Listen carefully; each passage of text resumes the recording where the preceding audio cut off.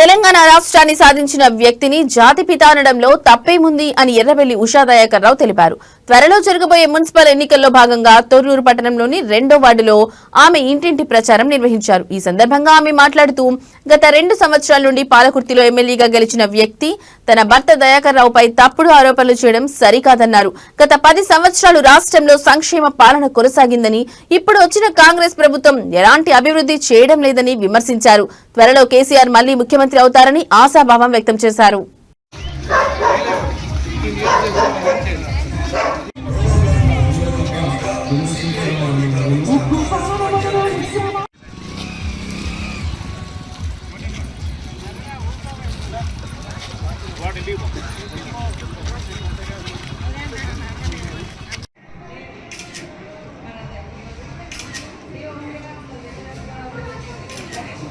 మా అమ్మగారు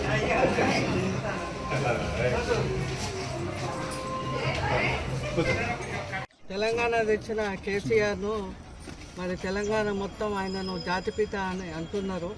ఎందుకంటే ఆ రోజు స్వతంత్రం తీసుకొచ్చినందుకు గాంధీని ఏ విధంగా మనం ఈనాటి వరకు పూజిస్తున్నామో, ఎవ్వరు కూడా గాంధీ తాతను మనం ప్రేమతోనే అభిమానంతోనే చూసినా తప్ప ఎవ్వరు కూడా ఇప్పటివరకు దూషించలేదు. మరి అలాగే ఇవాళ తెలంగాణను తీసుకొచ్చిన కేసీఆర్ గారిని జాతిపిత అనడంలో ఏం తప్పు ఉంది? అది మరి రేవంత్ రెడ్డిని అనాలనా?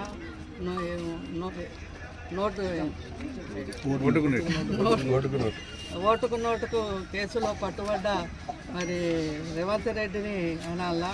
పాపం కాంగ్రెస్ పార్టీలో మరి పార్టీ పుట్టిన కాంచి పనిచేసిన నాయకులను అందరినీ కూడా వెనుకబడేసి మరి అటు తెలుగుదేశం నుంచి వచ్చి ఎన్నో పార్టీలు మారి వచ్చి ఈయన దొంగదారిలో మోసం చేసి జనాలకు 6 గ్యారంటీలు 420 హామీలు ఇచ్చి మోసంతో గెలిచిన నిన్ను జాతిపిత అనాలా? మరి జనాలను అడుగుదాం రండి, ఎవరిని జాతిపిత అంటారో సవాల్ చేస్తున్నా నేను. ఇక్కడ 2వ వార్డులో మరి పోలీస్ ఎంకన్న కోసం ప్రచార కార్యక్రమంలో పాల్గొన్న అఖండ మెజార్టీతోని ఈరోజు ఎంకన్న గెలవబోతున్నాడు. జనాలు మార్పు కోరుతూ ఉన్నారు. ఎందుకంటే ఈ ప్రభుత్వం నమ్మి మేము ఓట్లు వేసినాము. 2.5 సంవత్సరాలైనా కూడా ఏ అభివృద్ధి లేదు. అప్పుడు దయాన్న చేసిన అభివృద్ధి తప్ప మరి ఇప్పుడు చేసింది అయితే ఎక్కడ కూడా మరి అవపడతలేదని ఎక్కడ పోయినా కూడా జనాలు అనుకుంటున్నారు, మార్పు కోరుతున్నారు.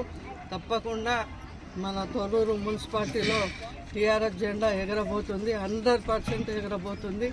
మా 13వ తారీఖు నాడు తెలుస్తుంది ఎవరు ఏందనేది. ఇప్పుడు ఎన్నో అరాచకాలు చేస్తూ ఉన్నారు.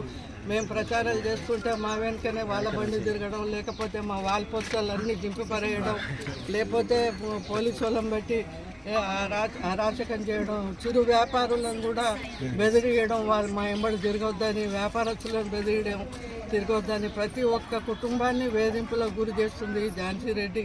ఓటు హక్కు కూడా లేని ఝాన్సీ రెడ్డికి ఏం అధికారం ఉన్నది అసలు? ఇక్కడ ఎందుకు ఉంటుంది అసలు? తొర్రూరులో ఎమ్మెల్యేను పక్కకు పెట్టి మరి కోడలు ఎమ్మెల్యేనా ఈమె ఎమ్మెల్యేనా? మరి మనం ఎందుకు మాట్లాడాలని ఇన్ని రోజులు వాళ్ళు ఎన్ని అనరాని మాటలు అన్నా కూడా నేను ఏనాడు కూడా ఇంకా టైం ఇద్దాము, ఇప్పుడు మనం అనకూడదు, ఇంకా టైం చాలా ఉంది కదా అని నోరు మూసుకొని ఎన్ని బాధ అనిపించినా కూడా ఊరుకుంటున్నాం. మేము ఊరుకుంటున్నాం కదా అని అత్త కొడలు ఇష్టం ఉన్నట్టు నా భర్తను అనరాని మాటలు అంటుంటే నాకు చాలా వేదన కలుగుతుంది. ఎందుకంటే మచ్చలేని నాయకుడు, మరి ఇన్నిసార్లు గెలిచిన నాయకుడిని పట్టుకొని, ఒక తండ్రి లాంటి వయసులో ఉన్న నాయకుడిని పట్టుకొని ఇష్టం ఉన్నట్టు ఏ అభివృద్ధి చేయనట్టు మాట్లాడుతున్నారు. మరి నువ్వు ఇప్పుడు గెలిచి ఏం చేసినావు చూపెట్టు. ఎక్కడన్నా ఈ తొర్రూరులో ఎక్కడన్నా చక్కని మట్టి పోసినావా? ఒక సైడ్ కాలువ కట్టించినావా? మరి రోడ్లు వేయించినావా? మరి కరెంట్ ఎందుకు పోతుంది? మేము ఉన్నప్పుడు కరెంటు 24 గంటలు కరెంటు ఉండేది కదా. మరి నువ్వు పెన్షన్లు లేవి, మరి కొత్త పెన్షన్లు కూడా లేవు ఇప్పటి వరకు. రైతులు ఎన్ని బాధలు పడుతున్నారు. రైతులకు యూరియా కోసం ఇది తిప్పలేంది. ఇప్పుడు ఆన్లైన్ సిస్టమ్ నాకే తెలియదు. మరి ఆ రైతు ఆన్లైన్ సిస్టమ్ ఎవరి దగ్గర పోతాడు? అందరూ చదువుకున్న వాళ్ళు కాదు కదా. ఇప్పుడు నేను మొన్న బుక్ చేసిన టైంకు తీసుకోలే, నాకు తెలియదు తీసుకోవాలని. అవి క్యాన్సిల్ అయిపోయినాయట. మరి నా పరిస్థితి ఇట్టున్నప్పుడు రైతుకు ఆన్లైన్లో ఎట్లా తీసుకోగలుగుతాడు? ఇలాంటి ప్రభుత్వం మళ్ళీ మాకు అవసరం లేదని ప్రజలు ఇంకా ఎదురు చూస్తూ ఉన్నారు. ఎప్పుడు మరి ఈ టైం అయిపోతుందా, ఎప్పుడు మళ్ళీ కేసీఆర్ని గెలిపించుకుంటామా అనేది మరి ఇంటింటికి ఒక బాపు జాతిపిత అంటే జాతిపితనే ఇంటింటికి బాపులాగా పనిచేసిండు, ఒక తండ్రిలాగా పనిచేసిండు, పార్టీలకు అతీతంగా పనిచేసిండు, అన్ని వర్గాల వాళ్ళని ఆదుకున్నాడు, ప్రతి గ్రామాన్ని కొనసీమలాగా చేసిండు, అద్దంలాగా తీర్చిదిద్దిండు.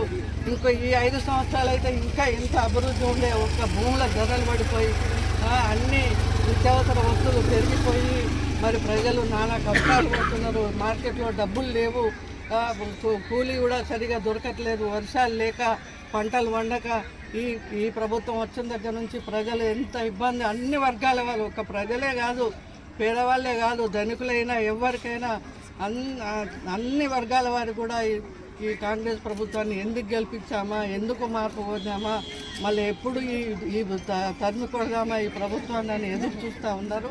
తప్పకుండా రాబోయే రోజుల్లో మళ్ళీ మన బాపు, మన జాతిపిత, మన కేసీఆర్ మనకు తెలంగాణ తీసుకొచ్చిన బాపుకు ఎన్ని జన్మలెత్తినా కూడా రుణం తీరది, ప్రజలు మొక్కాలే అసలు నిజానికైతే. ఎందుకంటే మనం ఆంధ్రపాలనలో ఎంత అడిగిమడిగి ఎన్ని అవమానాలు పొంది ఉన్నాం, మరి మన కేసీఆర్ గారు వచ్చిన తర్వాత మనం ఎంత ముఖమెత్తుకొని తిరుగుతున్నాం. తెలంగాణ అంటే ఎంత దేశాలు ఎంత పేరు తీసుకొచ్చిండు మన జాతిపిత, మన కేసీఆర్, మన బాపు, ప్రతి ఇంటికి మనకు బాపు, మన అన్న, మన తండ్రి, ఆయనకి జన్మలెత్తినా కూడా ఆయన రుణం ఈ తెలంగాణ ప్రభుత్వం, ఈ తెలంగాణ ప్రజలు మర్చిపోవద్దని ఈ సందర్భంగా నేను కోరుకుంటున్నాను.